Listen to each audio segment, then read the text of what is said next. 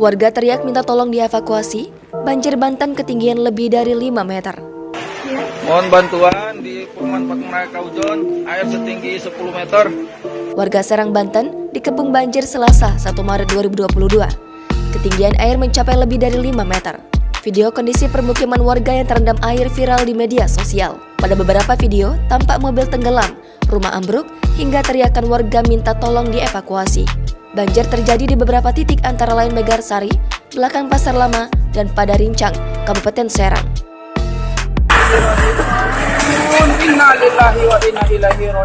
Selain itu, Sungai Cibanten yang berada di sekitar lingkungan Lopang Cilik juga meluap. Pada Selasa pagi, banjir yang menggenang di jembatan arah Serang menuju Petir menyebabkan kemacetan. Dikutip dari Tribun Banten, kendaraan roda 2 dan 4 hanya bisa melalui jembatan baru dari arah Petir ke Serang.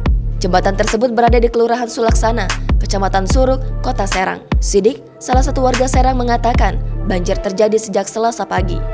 Menurut dia, banjir kali ini cukup parah dibandingkan sebelumnya. Sementara itu, Badan Penanggulangan Bencana Daerah Kabupaten Serang mencatat ada 8 kecamatan yang terendam banjir. Banjir dampak dari cuaca ekstrim, hujan deras terjadi sejak Senin dini hari, pukul 1.00 waktu Indonesia Barat menyebabkan 8 kecamatan terendam. Selain hujan deras, banjir di Kota Serang juga disebabkan karena luapan Sungai Cibanten. Saat ini, warga mulai mengungsi ke tempat yang lebih aman karena air terus meninggi.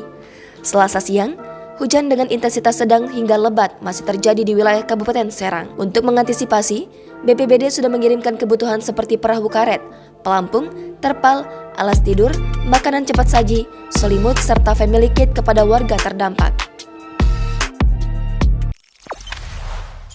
Jangan lupa subscribe, share, komen, dan like ya!